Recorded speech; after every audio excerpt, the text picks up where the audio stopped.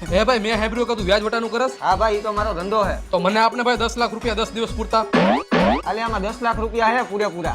Okay ભાઈ કેટલું વ્યાજ દેવાનું 10 દિવસનું? તું તો મારો ભાઈબંધ હો, તારી પાસેથી થોડું વ્યાજ લેવાય. અરે ના ના ભાઈ એમ નો હાલે, ધંધામાં શરમ નો રાખાય. લઈ જાને ભાઈ હવે. હું જાઉં તને તારા પૈસા 10 દિવસ પછી મળી જાહે. કાઈ વાંધો નહીં ભાઈ.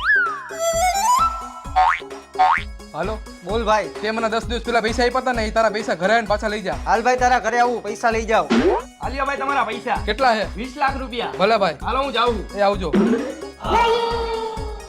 હાલે ભાઈ તારા 10 લાખ રૂપિયા. ભાઈ ઈ બધું તો વાંધો નહીં, પણ ઓલું કોણ હતું? ઈ ભાઈ પૈસા ડબલ કરે છે. તે મને જે 10 લાખ રૂપિયા આપ્યા હતા ને 10 દિવસ પહેલા, પછી મેં ઈ ભાઈને આપ્યા, પછી ઈ ભાઈ મને ડબલ કરીને 20 લાખ રૂપિયા આપ્યા. મારે પૈસા ડબલ કરાવવા હે, હાલે કરાવી દે ને. થઈ જાય ભાઈ તારા પૈસા ડબલ, પણ મારું 1 લાખ રૂપિયા કમિશન થાહે. અરે ભાઈ, મેં તને પૈસા આપ્યા ત્યારે મેં તો તારું વ્યાજ નતું લીધું. એલા ભાઈ તું તારા ધંધામાં શરમ રાખેસ, પણ હું નથી રાખતો. નથી કરવા મારે ડબલ. તો કાઈ નહીં ને, અને ધંધામાં શરમ કોઈ દી રાખતા નહીં તમે એવો.